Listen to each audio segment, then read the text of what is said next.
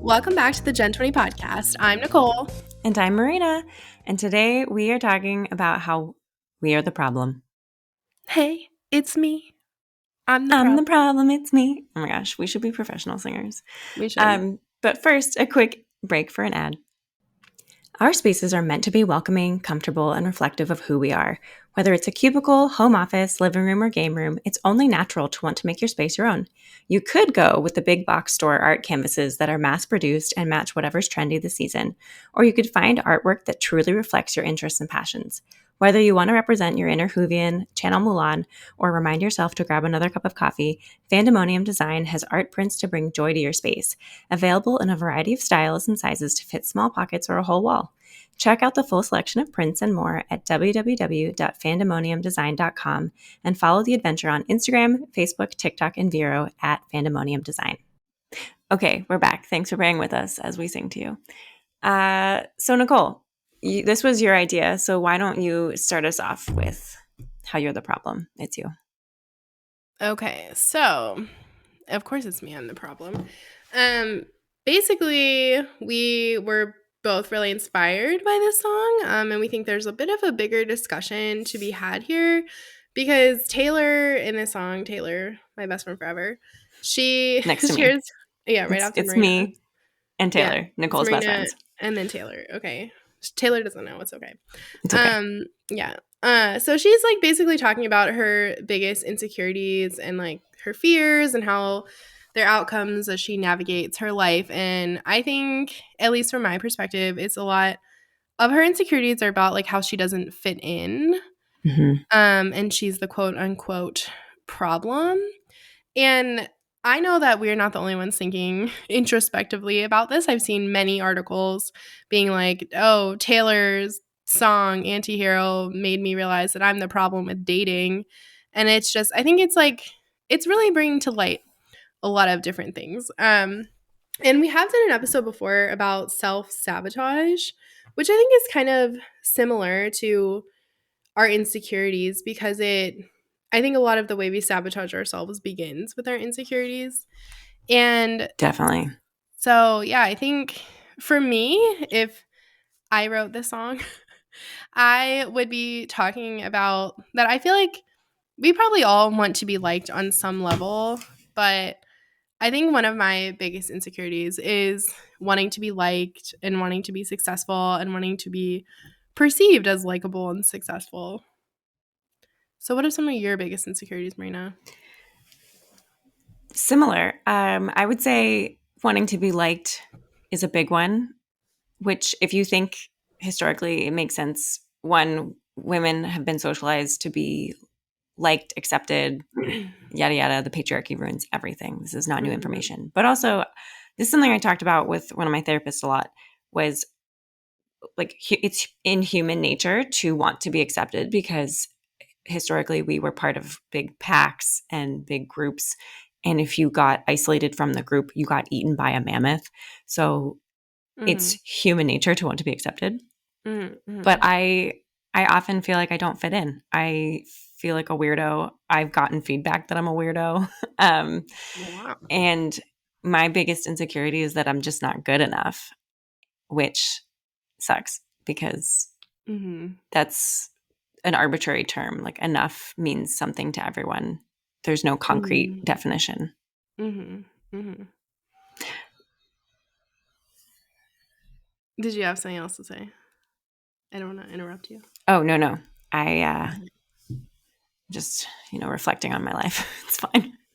Yeah, I think it's really hard to talk about what you're insecure about, honestly. And not in like a fun, pokey way, like a more serious way. I don't know. I feel like I grew up in a really small town that was very gossipy, for probably lack of a better word.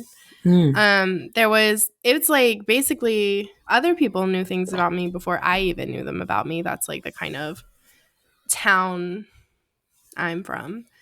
And I think a lot of people who grew up in like small towns or like tight-knit communities like know those things.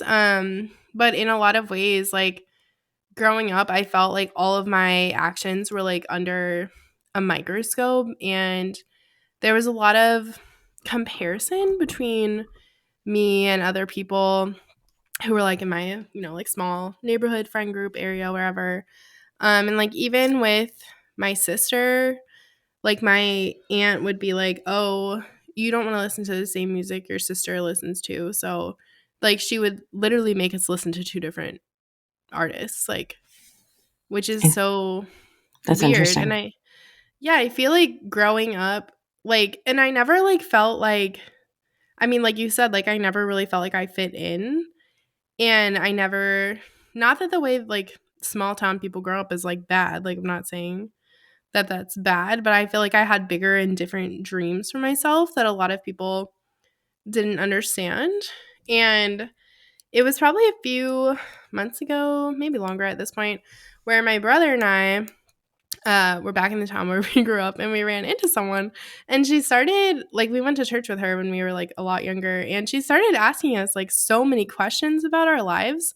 And Mm, I'm not like I'm not, I don't know, like I'd say I'm like a fairly private person, but like if you ask me questions, I don't really have any reason to lie or like yeah. to I not. mean, we do have a podcast where we talk about our feelings, so Yeah.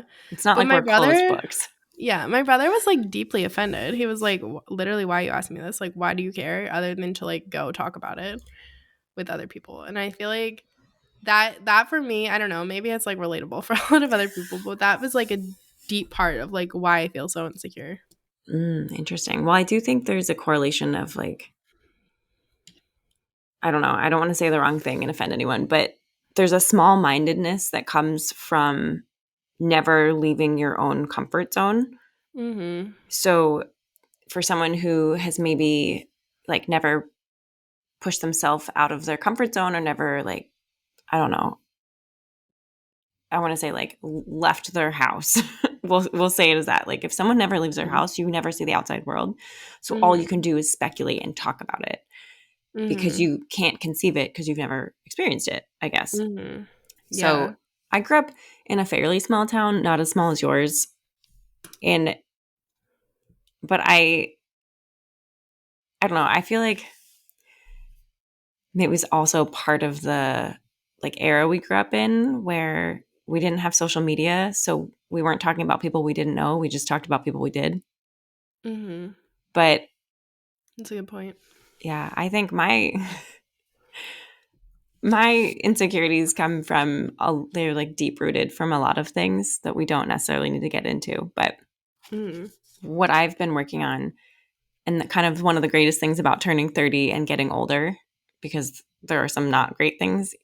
Uh, the good things are that I like care less about what other people think of me, Mhm. and I care more about what I think of me, and that Mhm. I think comes from self work I'm doing, therapy.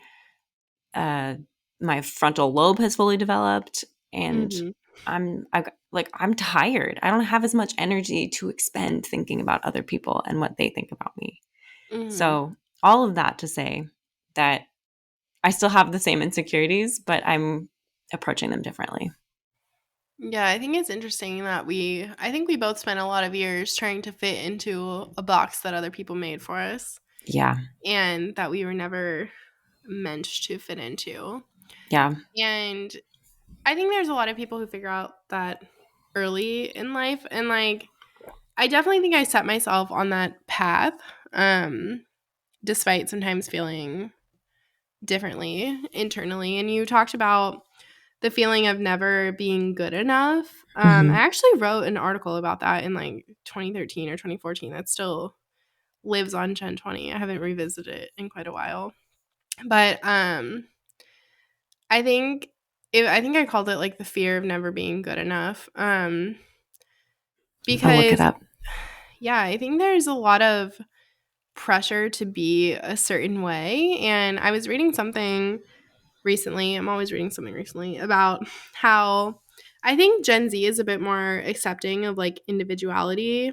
I think millennials, our generation, like embraces individuality, but we still very much in a lot of ways have to like toe the line of being part of a larger group, if that makes sense.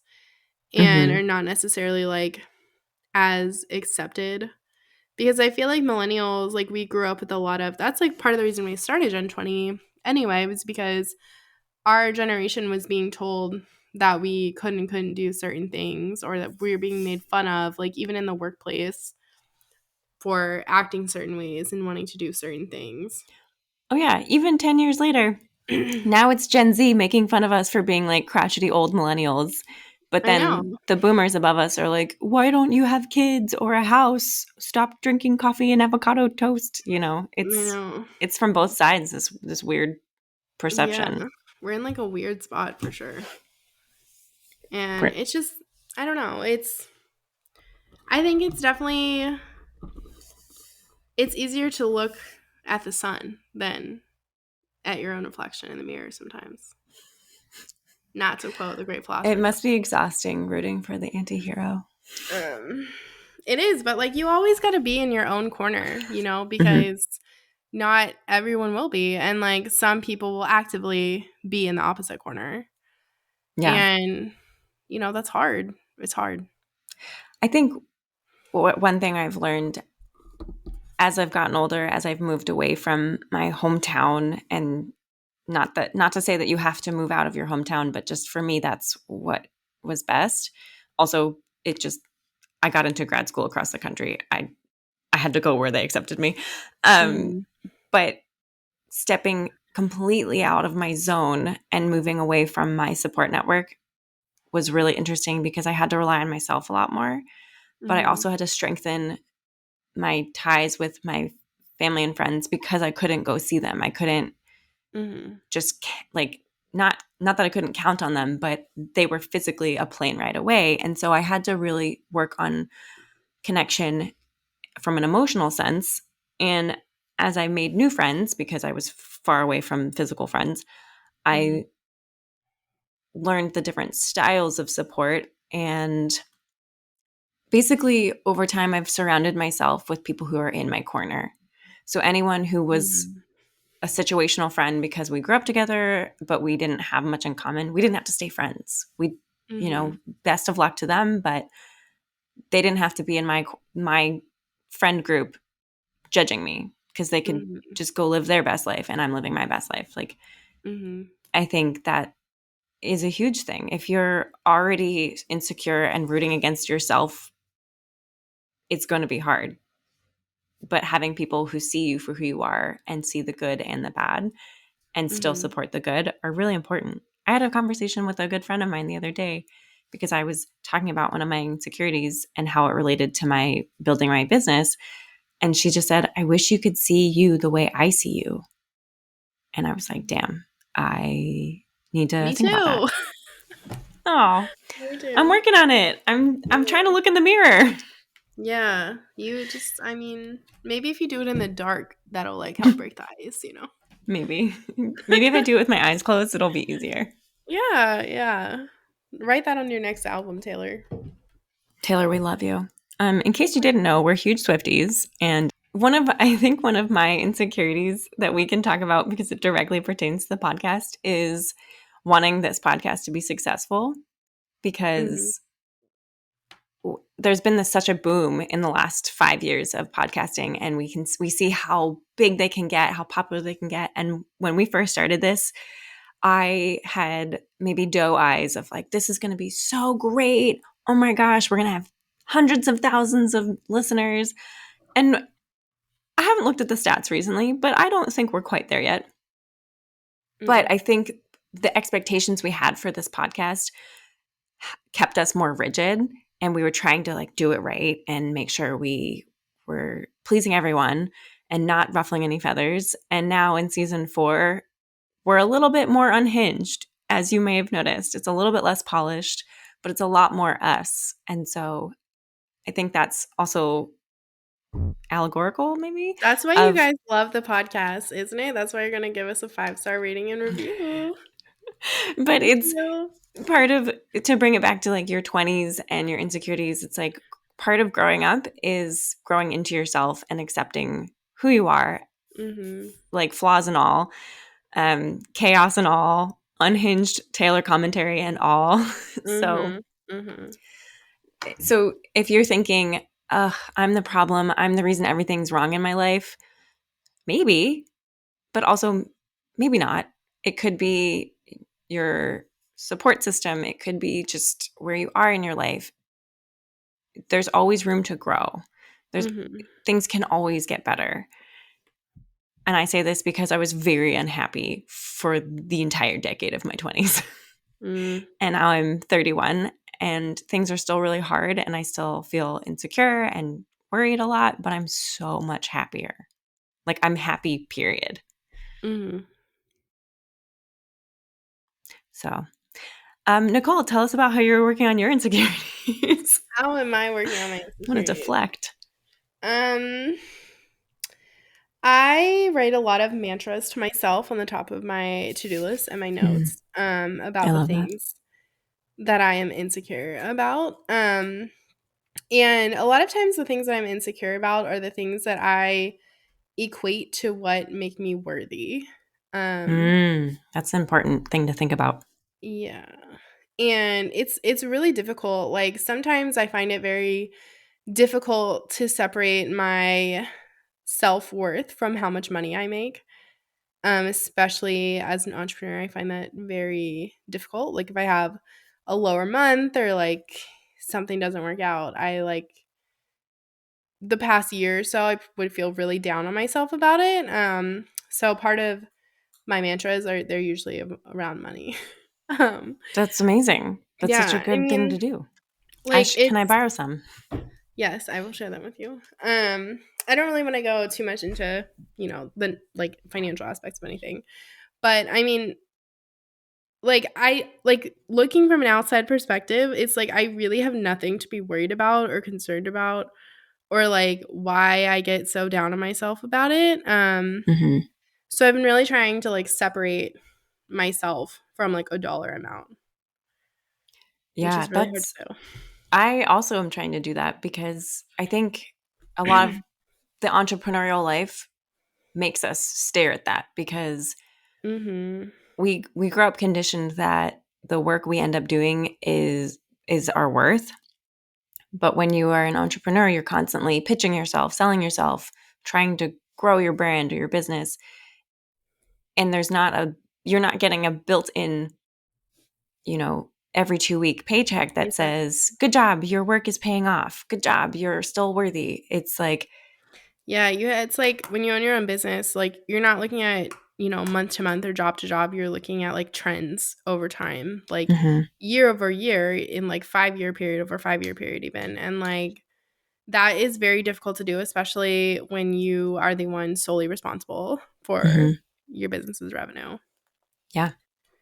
And every sale, every not sale, every change in Instagram algorithm and engagement makes you question, like, are you good enough? Are you smart enough? Are you going to Mhm. succeed? Are you going to be able to pay your rent? And that is hard. That takes a toll. And so Mhm. we, I think I just steamrolled you. I'm sorry. I was just getting No, really you're passionately. no, good. You're fine. Okay. You're saying the Um, right things. Great. But I've felt it so much also in the last 2 years. And it takes extra work to separate your identity and your value from your bank account, from Mhm. your social media following, from the number of sales you get every day. Because Mhm. life, oh my gosh, guys, I live in LA and it is pouring like so much that I just got distracted because I can hear it. That's funny. I have lived in California for 6 years and I can count on one hand how many times it's rained. Anyway, That's funny. um, so if you're wondering why the change in my audio, it's because it's raining so loudly. I'm not going to cut this out when I edit the podcast. No, of course not. but but these are the things that we have to take stock in are the value we put on ourselves. And I think Mhm. ways we can do that are strengthening our support system, setting boundaries, taking breaks. Nicole wrote a great article about goals for 2023 for Gen 20. We'll link it in the show notes. But one of them was about taking real breaks, taking A true real vacation. vacations. Yeah. And I took one for the first time since 2018. I took a vacation where I didn't work because I've traveled a little bit in the last couple of years, but I've always worked. And it was life changing to just turn my brain off. And I Mhm. have come back and felt like a switch flip. Mhm. Yeah, So, I think it's really important. yeah. So, are we the problem? Maybe. But can we fix it? Can we? Well, we don't need to be fixed, but can we? Can we pivot? Yeah, Yes. we can pivot, and we are always rooting for the antihero. Yeah. And we're always Oh, rooting for you. yeah. Email us. Like us. Like us. But seriously, leave us a 5-star rating and review. And if you enjoy this unhinged commentary, share with your friends. Talk about it with your friends. Mhm. And on that note, Nicole, you want to sing us out? Yeah. This has been another episode of the Gen 20 podcast. We will see you again in 2 weeks. Thank you so much for listening. Bye. Bye.